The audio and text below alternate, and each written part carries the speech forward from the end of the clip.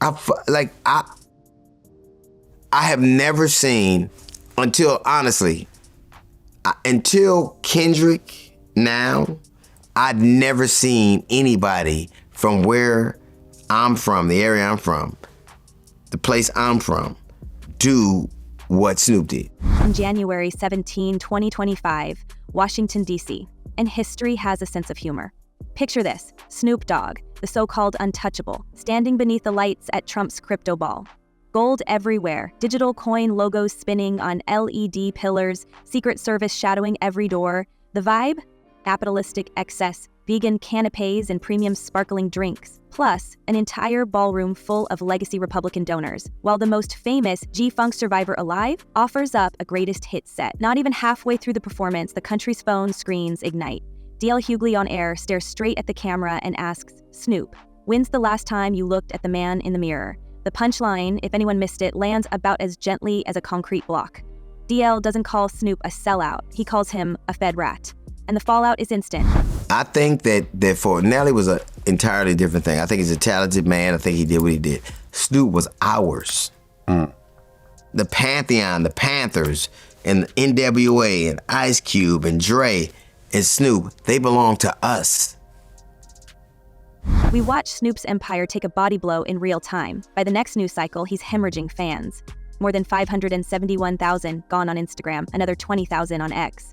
Crypto traders might call that a correction. Snoop's team calls it a crisis. Meanwhile, CNBC clocks that the Trump family's inauguration festivities pulled in billions. Let that number sink in, billions. Well, the same crowd that once called Snoop the culture's cool uncle now calls him something else entirely. 9 days after the ball, Snoop claps back on Instagram with a response, "Y'all can't hate enough on me." For a beat, it's silent, not resignation, just disbelief.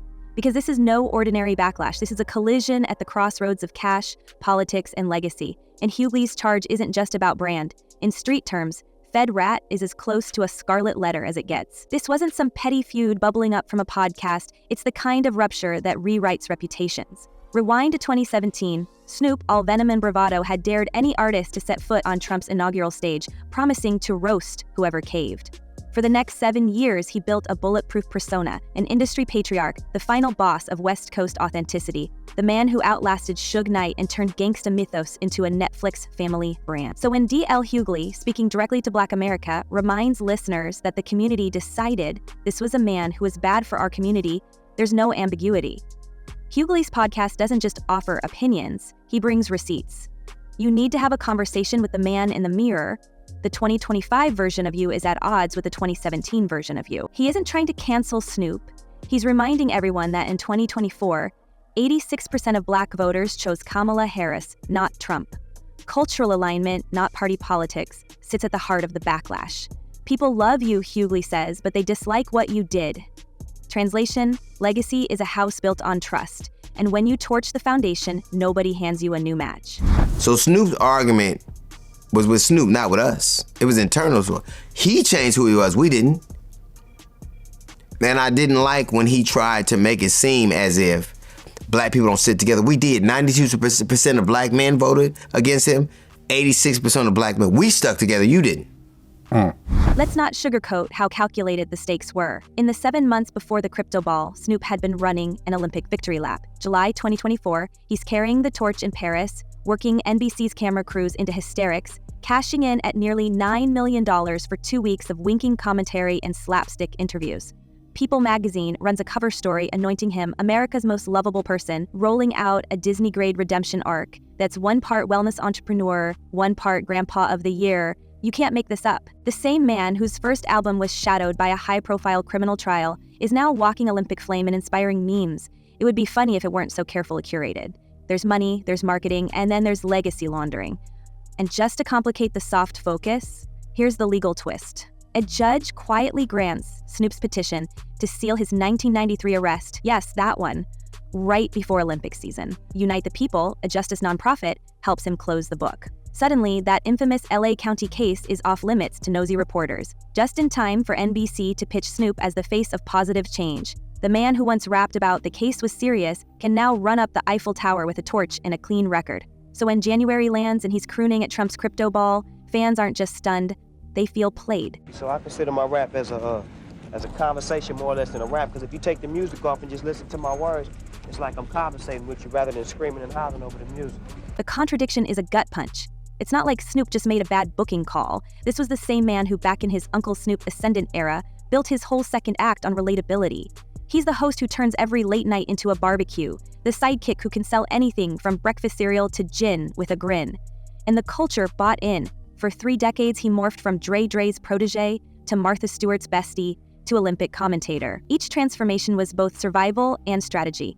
The world saw the softer Snoop, coaching youth football, musing about his Papa Snoop persona on The Jennifer Hudson Show, all while cashing in on endorsements that stretched from beverage labels to breakfast food. $9 million in Paris, over 1,000 live concerts, including the 2022 Super Bowl halftime show. Family man, philanthropist, businessman, but authenticity cuts both ways. The man who called out Uncle Tom's for supporting Trump in 2017 can't flip sides in 2025 without raising questions that cut deeper than any social media spat. It's only happening in Long Beach right now as far as me doing something for the community, because that's where my heart lies at as far as straightening out my own neighborhood before I go elsewhere. It gets messier, because in the background, never more than a headline away, Snoop's sealed history keeps colliding with the present. February 2024, a court order locks away the details of his 1993 arrest. But the culture doesn't forget that the case was serious saga wasn't fiction. And this isn't just tabloid nostalgia. Witness Courtney Burgess, whose story hits the blogs late 2024, claims Snoop is tangled up in Diddy's intimate video scandal.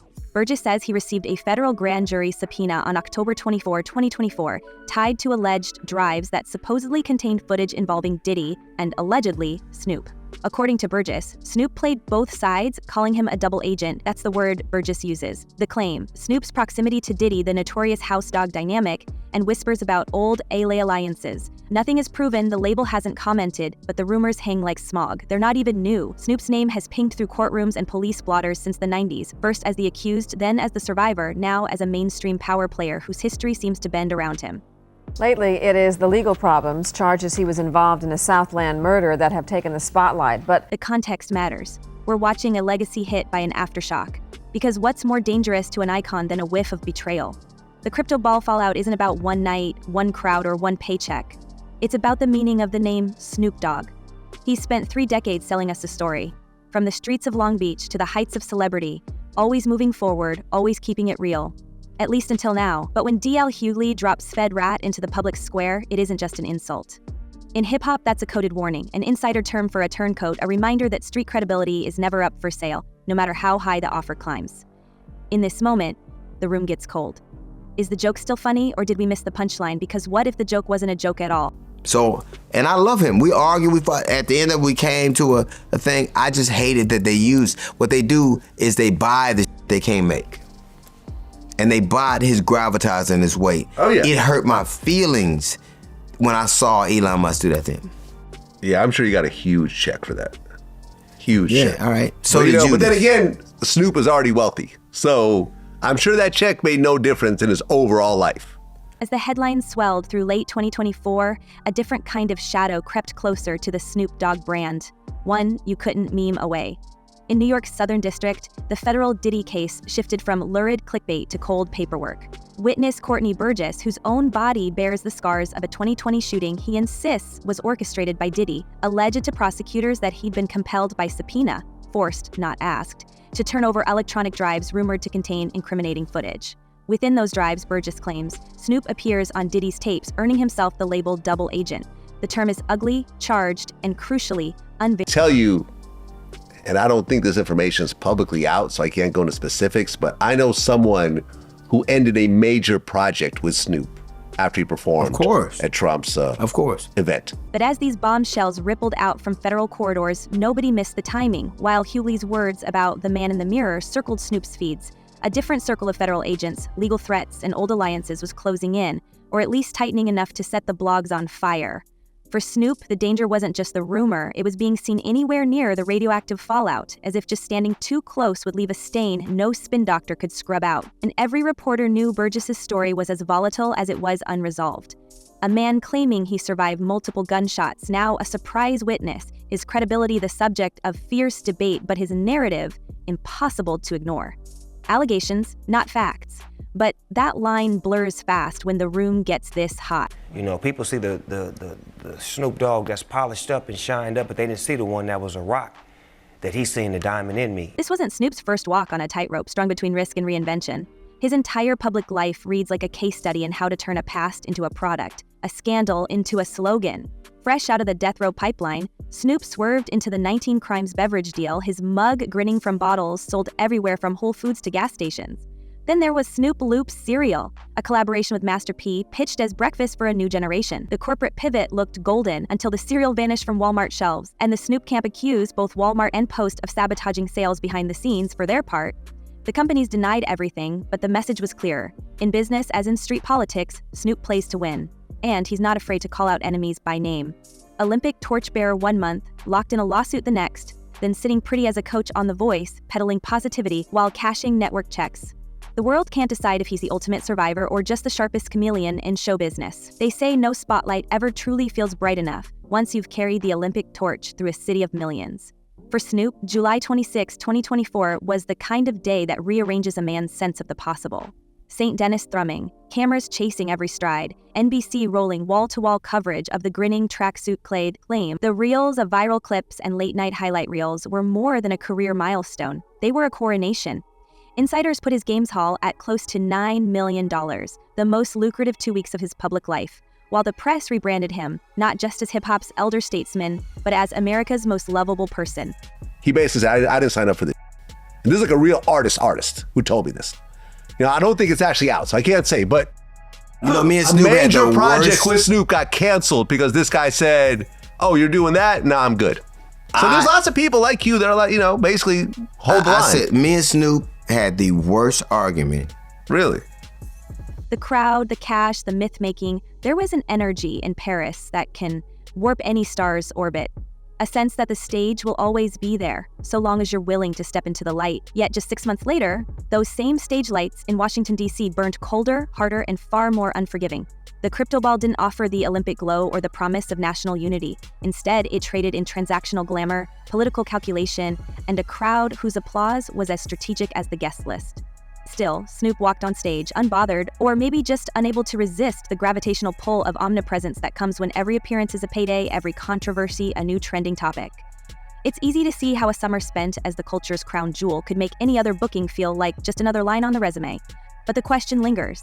Does chasing every room that wants to pay mean forgetting the rooms that made you who you are? That tension between being everywhere and being true sits beneath every gig, every broadcast, every headline. Prayed that he would be all right. Dear God, let this gangbanger please beat this because I case. thought that right. Because I thought he has so much. He's one of the most famous human beings on the face of the earth. 100%. And the thing about Snoop, I thought his heart was in the right place, but I thought theirs wasn't. Never take nothing from them. Analysts and insiders have begun to ask, gently but pointedly, whether the same hunger for relevance that drove Snoop's Olympic ascent also blinded him to the optics of the crypto ball. Was it really about principle or just the next big check, the next Instagram trend, the next affirmation that he is too big to be canceled? When the criticism rolled in, Snoop's instinct was to cast blame on Black people tearing each other down, as if disappointment was sabotaged, not accountability. But that response only sharpened the focus on a deeper question. Is authenticity just another brand? Or is there a limit to how many times a legacy can be remixed before the crowd decides they've seen enough? For a man who spent a lifetime in the spotlight, sometimes the hardest thing to recognize is when the glare turns from love to interrogation. And I try to, better myself every day and try to grow to be a better musician, a better person, and just be, more in control of the power that I have. Not that Snoop shies away from calling names himself. May 2024, new music drops, Is It a Crime? And right there on the record, Snoop aims his crosshairs at Suge Knight, calling the incarcerated mogul a rat. On paper, it's just another volley in a decades-long beef. In reality, it's a cold escalation, because Suge, never one to miss an opening, fires back from jail, accusing Snoop of playing a role in Shakur's notorious end. The allegation is old, the evidence is absent, but the smear lingers. There's a pattern here, and nobody on the inside misses it. In hip-hop, calling someone a rat isn't about rodents, it's about trust. It's about who talks to the feds, who keeps secrets, who sells out whom. So when Snoop and Suge trade the term, audiences can't help but wonder, When everyone is calling everyone else a traitor, where's the loyalty and who's telling the truth? Legal storms never stray far from the man-born Calvin Broadus. After the Trump crypto ball, the lawsuits crawl back out. In February 2022, a Jane Doe dancer files a civil suit alleging that Snoop assaulted her in a studio bathroom nearly a decade earlier. The accusations are graphic. The timing pointed 10 days before the Super Bowl halftime show, where Snoop is set to remind America why they love him. Snoop's camp doesn't mince words. They call the suit meritless and brand it a shakedown. The lawyers go to war. In the same year, another assault claim hits the courts, echoing old allegations that had circled Snoop since the early 2000s. Dr. Abraham Groffs, and while some accusers later withdraw their cases or lose in court, the pattern is impossible to ignore. The more powerful Snoop gets, the more the lawsuits accumulate, and every settlement or legal win leaves the public to wonder what's real, what's extortion, and what's simply the cost of doing business in the fame economy. Intelligent, kind, caring, compassionate, a man of God, a man of family and friends. Even the past gets locked away. January 2024, Snoop files to have his infamous 1993 arrest once the stuff of tabloid legend officially sealed. By late February, the court signs off, erasing the paper trail with the help of Unite the People, a nonprofit specializing in second chances. For years, Snoop had worn the memory of that case like a badge, a kind of street-certified authentication. Now, as Olympic contracts and NBC spots beckon, it suddenly becomes inconvenient baggage, and the system lets him bury it for good. The symbolism is too rich to miss. This is a man who's built a billion-dollar career on transparency and swagger, quietly erasing the record just as the spotlight burns brightest. You're going to establish yourself as a businessman. That I wasn't taught on Death Row Records. All my cars was in Suge Knight name. Wow. And the backlash doesn't fade. Hughley's man in the mirror line keeps echoing, unresolved. The voice of a disappointed community, not a vengeful mob, but one that demands answers from someone who once positioned himself as the voice of authenticity. Snoop, for his part, leans in with defiance. His January 26 Instagram video, "Y'all can't hate enough on me," isn't an apology, it's a dare. The subtext? He's not leaving the stage, not folding under pressure, and if you don't like the new Snoop, that's your problem. But the old contradictions don't just evaporate. They hang in the air, every bit as thick as the smoke that once defined his public persona. We argued. Over Trump? After this thing happened, he'll tell you, we talked for 2 hours shouting at each other. Huh. Snoop, I loved him so much. I grew up in LA on 135th and Avalon. And when he got in trouble, I prayed for a crib. Do you know what it's like to pray for? I prayed. The real tension is this. Is Snoop a master of survival, or just another opportunist who learned how to play the game better than most? Hughley's Fed rat accusation is more than a slur. It's a shorthand for betrayal, a word loaded with generational pain, broken alliances, and the fear that even legends might trade respect for relevance. Meanwhile, the Diddy-adjacent allegations won't go away. Burgess's testimony floats through the press, unresolved but radioactive, drawing Snoop's orbit ever closer to federal inquiry, even if the evidence never lands. Through it all, Snoop keeps morphing gangsta to Olympic hero, pariah to household name, hustler to corporate face. Some call it the American dream. Others call it hiding in plain sight. Maybe the most honest question is the one nobody wants to answer on the record. Is DL Hughley roasting a legend or breaking ranks to say what insiders whisper off mic? If you've worked with Snoop or watched him shift rooms, what did you see? Drop your receipts and your stories below. Don't just comment. Set the record straight. This saga is just getting started. Until next time, keep your ears open and your stories ready, because in this town, legacy is only as safe as your next headline.